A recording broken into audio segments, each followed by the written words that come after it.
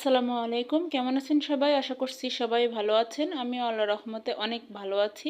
তো আজকে আরেকটি নতুন রেসিপি নিয়ে চলে এসেছি। আজকে আমরা দুপুরে কি খেলাম সেটাই আজকে আপনাদের সাথে শেয়ার করব। তো আমি আজকে পুঁইশাকের তরকারি, পুঁইশাক দিয়ে মিষ্টি কুমড়া দিয়ে আর রুই মাছের ভুনা করেছি। তো আপনারা অবশ্যই পুরো ভিডিওটি দেখবেন, দেখার অনুরোধ রইল। তো চলেন দেখতে থাকেন আজকে আমি কি রান্না করলাম এবং কি খেলাম। তো আমি এখানে রুই মাছ নিয়ে নিয়েছি। মাছটা বেশ বড় সড়ো ছিল। তো আমি হলুদ দিয়ে আর লবণ দিয়ে সুন্দর করে মাখিয়ে নিয়েছি। তো তারপরে আমি খুব সুন্দর করে এটা ভেজে নেব।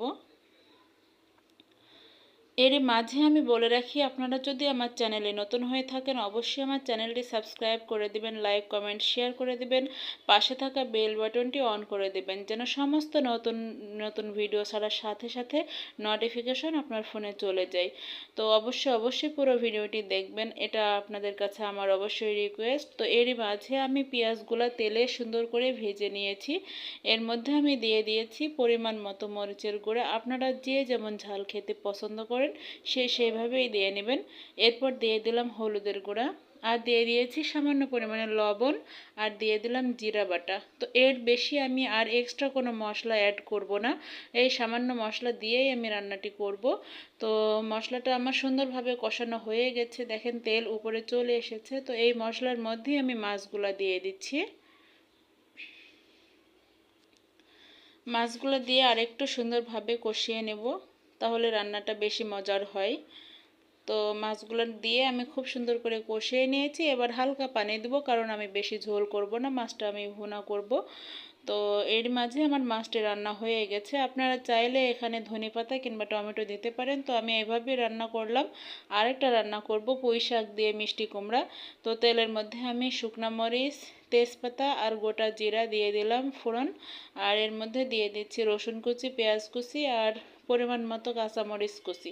আপনারা যে যেমন ঝাল খেতে পছন্দ করেন সেইভাবে দিয়ে নেবেন। তো আমি এখানে পুঁই শাক আর মিষ্টি কুমড়াটা ধুয়ে নিয়েছি। পুরো গ্রাম্য পদ্ধতিতে রান্নাটি করব, আমার মা যেভাবে রান্না করে সেভাবেই করব। আপনারা অবশ্যই বাসায় ট্রাই করবেন, অনেক ভালো লাগবে খেতে। তো এরপর আমি একটু লবণ দিয়ে দিলাম, আর এর মধ্যে এবার ধুয়ে রাখা পুঁই শাক এবং মিষ্টি কুমড়া দিয়ে দিচ্ছি।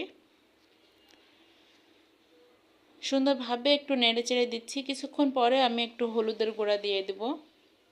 হলুদের গুঁড়া দিয়ে দিলাম। হলুদের গুঁড়াটা দিয়ে খুব সুন্দর করে নেড়ে চেড়ে আমি 5 মিনিট ঢাকা দিয়ে রাখবো। তো ঢাকা দেওয়ার পরে দেখেন অলরেডি সিদ্ধ হয়ে গেছে, একটু পানি পানি আছে, এই কারণে আমি আর একটু রান্না করব।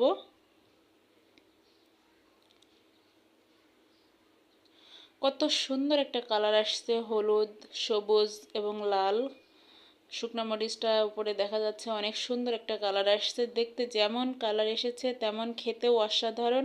আপনারা এইভাবে বাসায় ট্রাই করবেন, দেখবেন অনেক সুন্দর লাগবে। তো রান্নাটা আমার হয়ে গেছে, আমি আর নামিয়ে ফেলবো। দেখেন ডাটাগুলোও কি সুন্দর সিদ্ধ হয়ে গেছে। এই যে দেখেন কত সুন্দর কালার আসছে, চুলায় ছিল এই জন্য কালারটা আরও বেশি ভালো বোঝা যাচ্ছিল না। একদম সবুজ পারফেক্ট কালার এসেছে। তো এইভাবে আপনারা অবশ্যই পুঁই শাকটা রান্না করবেন, খেতে অনেক মজা লাগবে। তো চলেন আমরা এখন আমি এখন খাবো দুপুরের খাবার। তো সঙ্গেই থাকেন। তো শুরুতে আমি একটু পুঁই শাকের তরকারিটা নিয়ে নিচ্ছি। পুঁই শাক আমার খুবই পছন্দ। তো এই শুকনো মরিচটাও খেতে আমার খুবই ভালো লাগে, তাই শুকনো মরিচটা প্রথমে নিয়ে নিলাম। সত্যি খুবই অসাধারণ হয়েছে, আমার নিজের রান্না বলে আমি বলছি না। আপনারা বাসায় এভাবে ট্রাই করবেন, অবশ্যই রান্নাটা অনেক সুন্দর হবে। তো এরপর আমি মাছ নিয়ে একটু খেয়ে দেখব। তো আমার লেজ খুবই পছন্দ, তাই আমি লেজটা উঠাই নিলাম।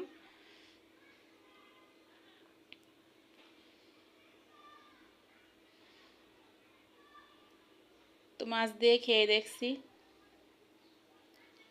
মাছটাও রান্না অনেক সুন্দর হয়েছে। আপনারা এভাবে রান্না করবেন, এক্সট্রা কোনো মশলা দিবেন না, খুবই টেস্ট হবে।